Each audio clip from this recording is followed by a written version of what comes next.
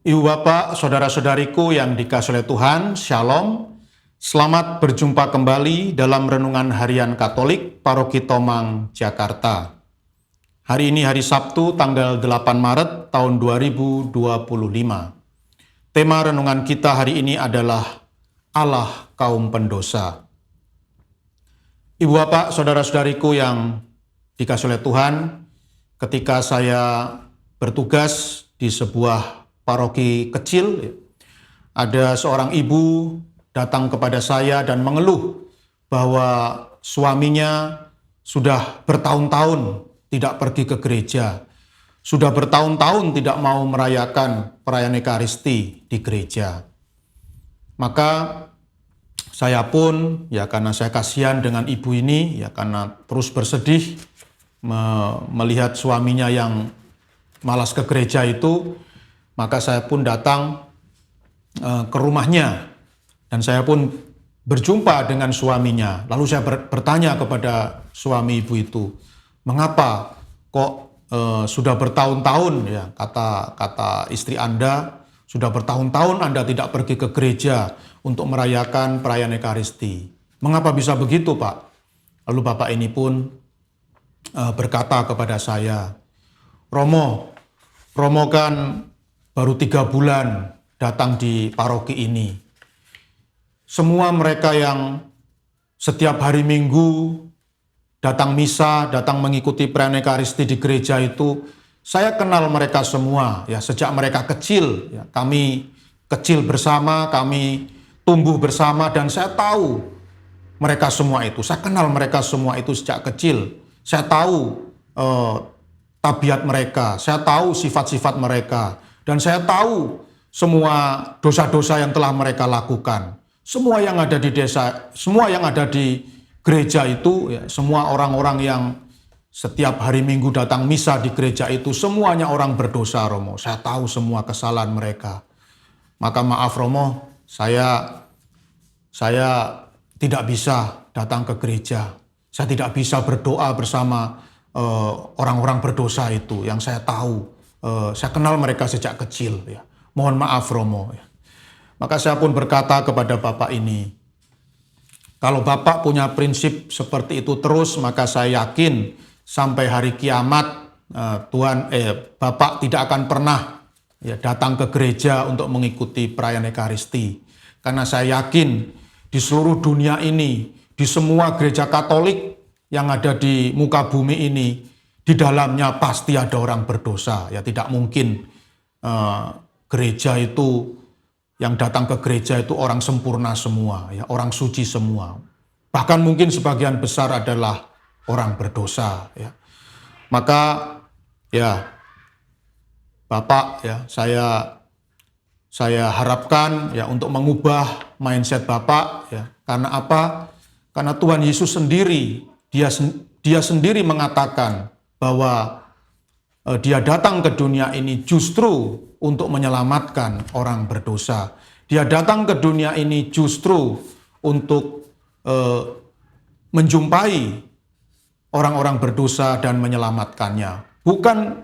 Tuhan Yesus bukan datang untuk orang-orang yang sempurna. Tuhan Yesus bukan datang untuk orang-orang yang suci. Karena orang-orang sempurna, orang-orang yang suci itu sama sekali tidak membutuhkan pertobatan. Tuhan Yesus justru mau menjumpai orang-orang berdosa untuk diselamatkan. Jadi Bapak, mari tidak ada manusia yang sempurna, semua orang itu pasti berdosa. Maka mari kita sama-sama memuji dan memuliakan nama Tuhan di dalam gereja. Siapa tahu dengan kerajinan Bapak untuk mengikuti perayaan Ekaristi, Bapak bisa menjadi manusia yang semakin lama semakin baik. Ibu bapak, saudara-saudariku yang dikasihi oleh Tuhan, dalam Injil Lukas bab 5 ayat 27 sampai 32 yang dibacakan dalam perayaan Ekaristi hari ini, dikisahkan tentang Tuhan Yesus yang memanggil Lewi atau Matius untuk menjadi salah satu muridnya. Nah, tentu kita tahu bahwa profesi dari Lewi atau Matius ini adalah pemungut cukai. Dan pemungut cukai itu menurut pandangan orang Yahudi itu adalah profesi yang sangat hina, ya, profesi yang dianggap berdosa, ya. Mungkin kalau zaman sekarang itu, kalau di Jakarta atau di Indonesia ini, ya mungkin sama dengan preman gitu ya, atau tukang palak gitu ya, yang kerjanya melakukan pungutan liar ya, kepada masyarakat. Itulah pekerjaan pemungut cukai, ya. Dan itu oleh masyarakat Yahudi dianggap sebagai profesi yang penuh dengan dosa, ya. Bahkan disamakan dengan pelacur, ya. Selalu dikatakan digandengkan, ya, para pemungut cukai dan pelacur itu pasti selalu digandengkan.